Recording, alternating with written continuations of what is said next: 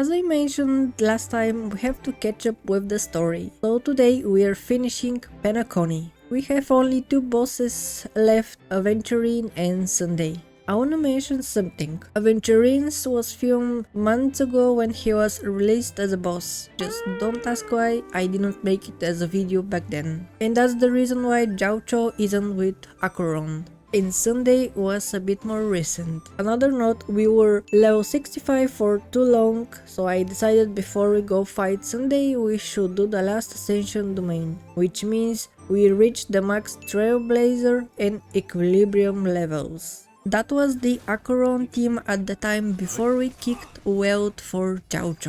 And we did this fight after Aventurine was nerfed, but he still did a lot of damage to us, as you'll see. I suppose the most important things for this fight are the dice phases and the energy reduction he does with the dices. A helpful thing is that most of our team members have an AoE ability for the dice phase, so they could get an equal or higher score and then don't get hit.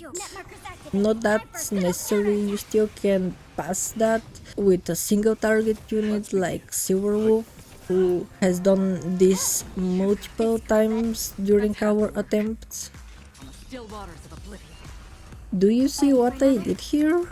Maybe if I did use the skill and got Acheron's burst, we could have prevented some damage taken. Starting the next phase, both Peo and Brony were on life support, literally one hit away from dying. I even used Well's burst before Brony's skill, so we didn't get the imaginary weakness before ulting. Good job, me! Looking at the attempt now, it's a really sad first one. At the dice phase, the future wasn't looking bright either. Let's begin. Only Acheron won her Gamba, and we lost the other two team members, so yeah, that was a failure. On the second attempt, we were dropping our skills trying to get Acheron's ult, and hoping she could chop off a decent amount of Aventurine's HP. 112,000 is probably not much from her, but I believe we were still building her at the time. Of course she does a lot more now. The first Gamba of this attempt was for Peo. Thanks to getting her burst, she managed to win and didn't get punished. Once again, we were trying to get the 9 stacks for Acheron, hoping she can erase the remaining HP. Unfortunately, that didn't happen, so we had to spend a few more moments in order to reach the next phase. But then he pulled the dices at 1%. What was he thinking? To stall us? We need to use our burst before he kills someone of the two here. But man, why at 1%? Why? And a bit later we lost our damage dealer too, which meant a reset. On the third one, we food up a bit with some energy and defensive food, since having full energy at the start of a fight can turn the tides. And having more defense could help us survive a bit more hits. The more you know, I guess. The strategy was to make him not move much during the first phase, like we did with the bug boss. That's why we used everyone's skills and burst to reduce the toughness bar. And Acheron had to do the damage, obviously. Well, I got to say that was the biggest number in this fight so far. Something very interesting happened too. Before I say it, can you folks guess it? I'll give you a few moments.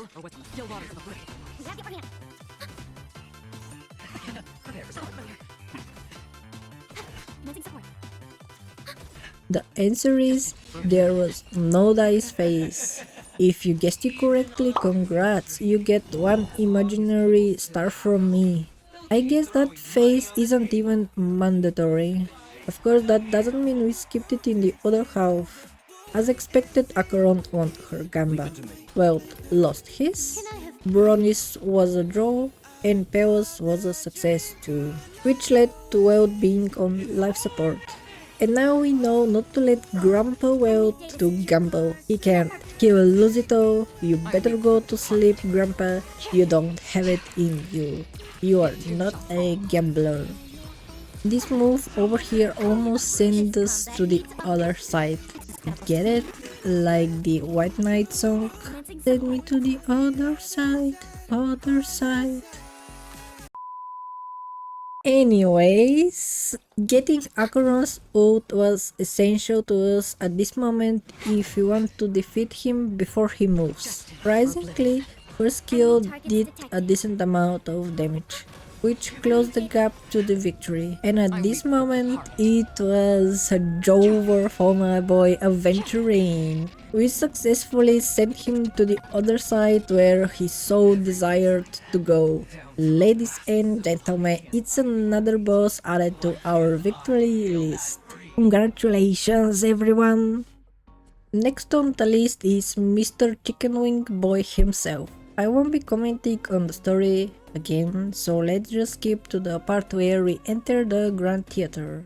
First, we were forced to go through 3 different spaces and navigate to the exits where we find these puppets, if I may call them like this. I wanna say we already had fought them as a boss in Simulated Universe, so you can imagine they were easy peasy when separated in here. I have forgotten we have to deal with them as one in the story just before the first Sunday fight, but as I already said, they're no problem for us.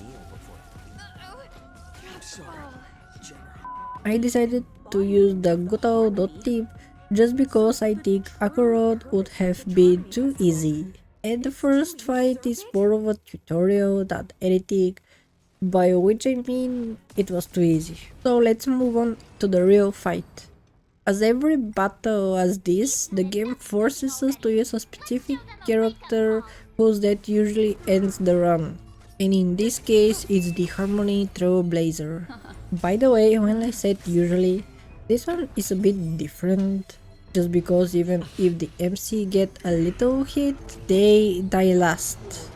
I was hoping when the boss or its minions hit him, he will die and I don't have to worry about character from a forbidden path in our team. I used only his normal attack, so that way the interference from him is minimal during our attempts.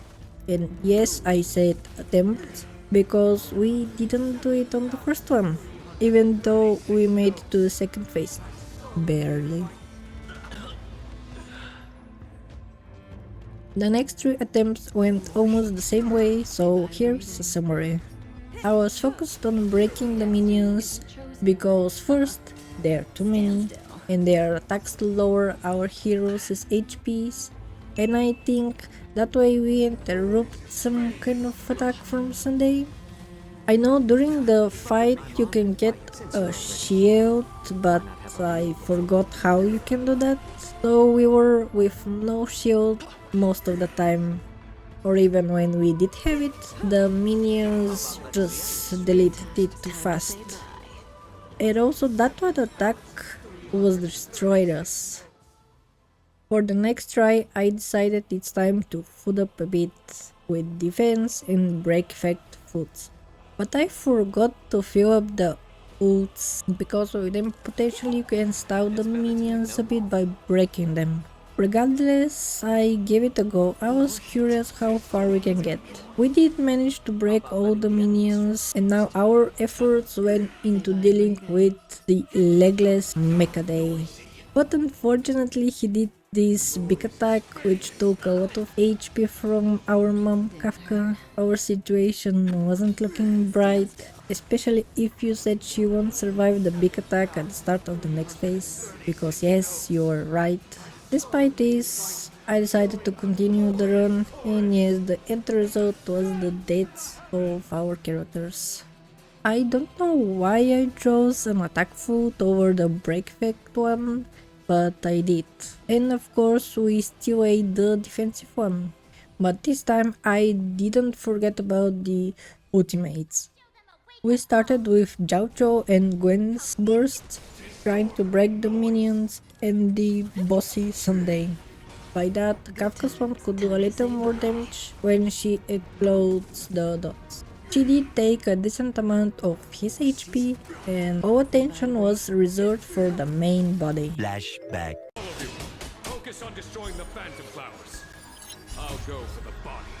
End of flashback. This also made the shield tankier and potentially we wouldn't take too much damage from the big attack. And I'm saying it because the minions depleted too fast in my opinion. Although the shield couldn't fully protect us, it did its job nicely.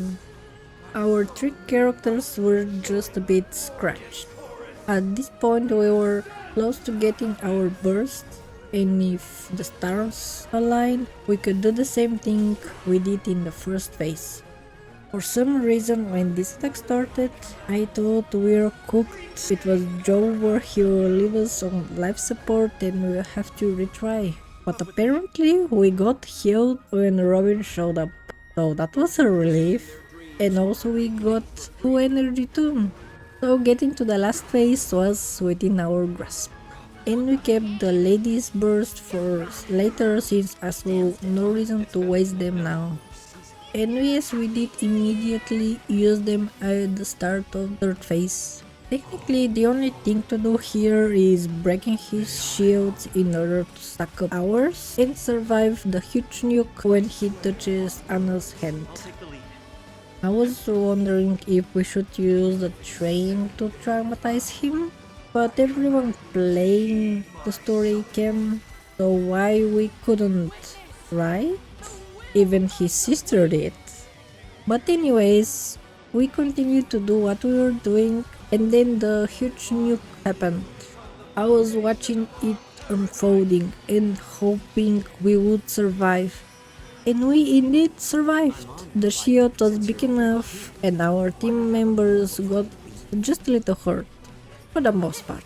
And it seems like he had some kind of a shield before the nuke and now it's gone. So from now on we could do damage to him. I didn't quite catch this while doing the fight. Maybe because I was too worried we won't survive the nuke. I don't know. Anyway, the strategy was still the same since he has only one move here. I would say that's the easiest part. It wouldn't be if the minions were present and they were attacking us, which means depleting the shield and potentially that nuke could kill us.